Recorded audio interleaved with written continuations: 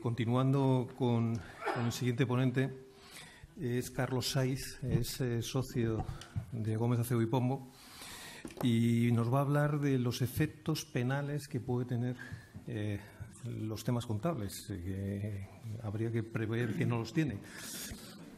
Simplemente, Carlos Saiz, aparte de compañero de despacho, trabajó en su día como fiscal anticorrupción en la Fiscalía General del Estado y he entendido que sería uno de los ponentes que nos puede explicar si esto tiene efectos en el Código Penal. Cuando quieras, Carlos.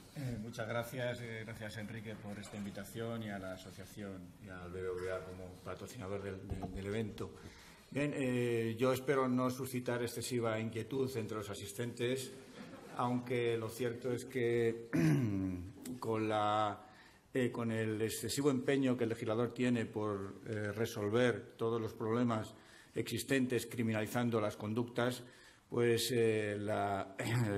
todas las profesiones que tienen una relación directa o indirecta con la contabilidad se han convertido, desgraciadamente, en profesiones de riesgo. Yo hace unos escasos 6 meses también di una charla sobre las falsedades y me refería a los asistentes diciendo hay hasta 5 delitos vinculados a la alteración contable dentro del Código Penal. Ahora, revisando mis notas y actualizándolas, he visto que ahora ya no son 5, son 7. Por lo tanto, la situación de riesgo yo creo que se va incrementando con el tiempo. Esto tiene que ver ciertamente con el carácter expansivo que tiene el derecho penal y el hecho de incluir, mientras que antes solo se perseguían los bienes jurídicos básicos como la vida, la integridad física, el patrimonio, ahora ya se quiere proteger a través de su criminalización todo tipo de conductas. Así, pues han surgido, por ejemplo, cuestiones que una infracción tributaria, lo que antes era una infracción tributaria, ahora es un delito fiscal. Lo que antes era una infracción medioambiental ahora es un delito ecológico, lo que antes era una infracción urbanística ahora es un delito contra la ordenación del territorio, etcétera, etcétera. El problema es que no está clara la frontera entre ese ilícito civil o administrativo y el ilícito penal. Se basa en conceptos tan difusos, tan ambiguos como la gravedad o la trascendencia económica en los delitos patrimoniales, con lo cual ese subjetivismo hace que la persona que en cualquier momento quiera demandar un derecho basado en una conducta presuntamente ilícita pueda optar entre hacerlo por la vía civil o hacerlo por la vía penal, que es el problema que tenemos ahora, porque además tenemos otro punto de apoyo a que se opte por esta segunda vía, que mientras que los asuntos que se tramitan en las vías civiles y mercantiles o administrativas pues tienen ahora una tasa judicial y además el que pierde el procedimiento puede ser condenado en costas, en el procedimiento penal existe todavía el gratis total, no existe condena en costas, excepto los supuestos muy excepcionales de temeridad o mala fe, y además no existe tasa judicial. Si a eso le añadimos que siempre es más coercitivo optar por la vía penal que por la vía civil, nos estamos encontrando un panorama que ahora casi todas estas supuestos ilícitos están acudiendo a la vía penal. Bien, nos vamos a referir, o quiero referirme siquiera brevemente, a estas modalidades de falsedad derivadas de alteraciones contables, para que tengan una mínima idea sobre las mismas y si quieren alguna aclaración en el turno de preguntas, pues podrían perfectamente hacerlas. Existe primero la falsedad genérica, que es la falsedad en documento mercantil, la que ha existido siempre.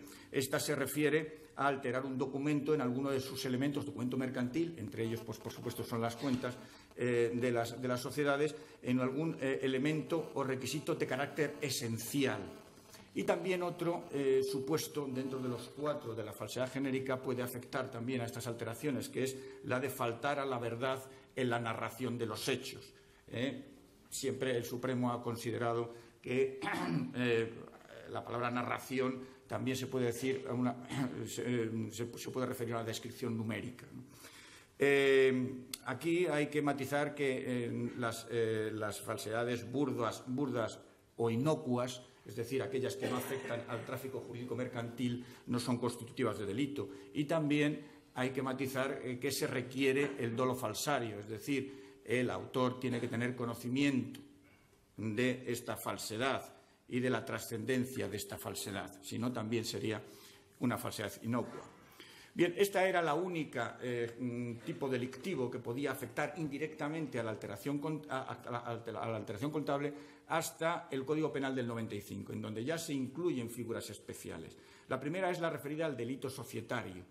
Se incluyen en el Código, como decíamos al principio, supuestos que antes solo había o teníamos la vía de las reclamaciones mercantiles para el reconocimiento de nuestros derechos, como por ejemplo pues, el tema de los acuerdos abusivos, el abuso de mayorías o la administración desleal. Pues además ahora pues, estos supuestos son delictivos y también es delictiva la falsedad contable que puedan cometer los administradores de hecho o de derecho de una sociedad que falseen las cuentas anuales u otros documentos que deben reflejar la situación económica de la compañía de forma idónea para causar un perjuicio a la entidad. ¿Qué es lo que se requiere? Primero, que esto sea cometido por un administrador de hecho o de derecho. Eso quiere decir que no solo el que esté determinado en el registro mercantil puede ser autor del delito, sino también aquellos otros que, sin estar inscritos en el registro mercantil, realizan una gestión oculta o no oculta de la sociedad. Y en cuanto a los documentos que pueda afectar, pues hay una interpretación de nuestros tribunales extensiva, es decir, puede referirse al balance, a la cuenta de pérdidas de ganancias y a la memoria. Es más discutible y hay sentencias contradictorias en cuanto a los informes de auditoría, tanto el interno como los externos. Eso sí, también se requiere, como hemos dicho, que esta falsedad o alteración contable sea idónea para causar un perjuicio a la sociedad, a los socios o a un tercero. El tercer supuesto delictivo es la falsedad en la información bursátil, que es un supuesto recogido en el artículo 282 bis. Se refiere a la falsedad, la presentación de la situación económica de la entidad en el momento en que dicha sociedad quiere proceder a la negociación de valores o a la captación de financiación dentro del público en general. Por lo tanto, solo puede cometer este delito una sociedad emisora de valores negociados en mercados de valores y el propósito, por tanto, de esta falsedad o alteración contable es captar inversores o depositantes o colocar cualquier activo financiero. ¿Qué documentos pueden incluirse dentro de este tipo penal? Pues también las cuentas anuales, que reflejan la imagen de la compañía, los folletos de emisión de instrumentos financieros o cualquier otro tipo de documentos que deba publicarse con objeto de obtener por diferentes vías cualquier tipo de financiación. Por lo tanto, aquí nos está remitiendo el Código Penal a la normativa de la Comisión del Mercado de Valores. Hay dos tipos cualificados también, porque estos son delitos de los que llamamos de peligro, que no es necesario el resultado para que puedan cometerse. Es decir, es suficiente la alteración con la finalidad de captar, no se requiere la captación de ese dinero efectiva, pero hay un supuesto agravado, que es cuando sí se produce la captación de ese dinero efectiva, en base a la alteración contable, y un segundo supuesto agravado, que se refiere a cuando el dinero captado es de notoria gravedad, pero aquí el listón está muy bajo. Notoria gravedad se entiende en otros supuestos por el Código Penal los fraudes superiores a 50.000 euros, con lo cual pues, casi siempre estaríamos por encima de este listón y esto supone elevar las penas hasta 6 años de privación de libertad.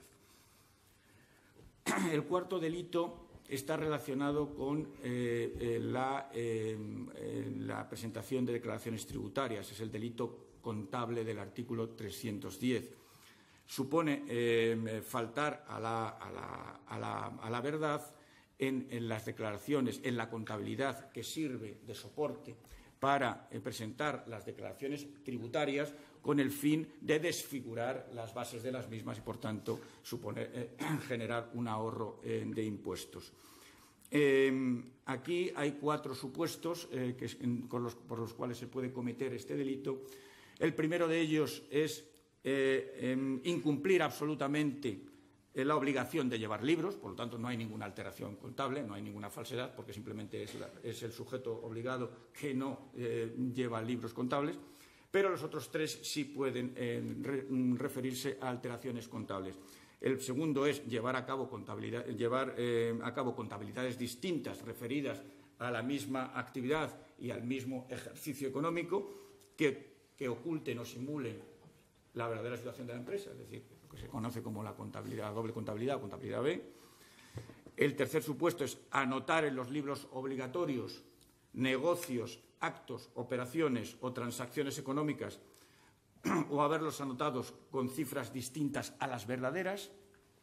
Y el último es practicar en los libros obligatorios anotaciones contables ficticias, es decir, alteración de datos e inclusión de datos ficticios. El requisito, por supuesto, es que esta alteración tenga relevancia fiscal, y también hay un requisito cuantitativo, que es que la trascendencia económica fiscal que tenga sea superior en cuanto a los cargos, sin compensación aritmética entre unos y otros, sea superior a 240.000 euros. Esto es compatible, además, con la comisión del delito fiscal. Se puede cometer delito fiscal por no pagar impuestos a partir del IVA o de sociedades a partir de 120.000 euros en un ejercicio fiscal, y además delito contable. Sí. Ya para ir terminando, también existe, porque lo conozcan ustedes, el delito de falsedad de datos contables en el marco del procedimiento concursal. Afecta a quienes alteren la contabilidad con la finalidad de buscar la declaración del concurso, judicial del concurso. Esto perjudica, con esto deriva un perjuicio a los acreedores de esa entidad. Y también una falsedad contable pública, que esta es también nueva, es la del 433 bis, que afecta a las empresas, a las corporaciones públicas, es decir, aquellos que dentro de una administración pública alteren las cifras de esta contabilidad sin la exigencia también de perjuicio económico para la entidad, que puede ser local, autonómica o estatal. Finalmente, decir que también las alteraciones contables pueden derivar otro tipo de delitos que no son específicamente contables. Esto es derivado a la alteración de la imagen fiel de la sociedad, de los resultados de la sociedad. ¿Qué delitos estamos viendo ahora y además con permanente actualidad derivados de esta alteración de la imagen fiel? Pues, por ejemplo, el delito de apropiación indebida, cuando los beneficios alterados de la sociedad en base a estas alteraciones contables pues generan unos bonus o unos incentivos para, por ejemplo, los directivos de la compañía. No es ningún secreto que ese es el supuesto que se está tratando, por ejemplo, en el procedimiento seguido en Nova Galicia o en la CAM. Pero también puede ser constitutivo de un delito de estafa cuando esta alteración contable puede tener sus efectos en cuanto a la salida a bolsa de la compañía o en la compraventa de activos dentro de la compañía, que es, por ejemplo, pues el supuesto que también se está investigando en el procedimiento judicial seguido en Bankia.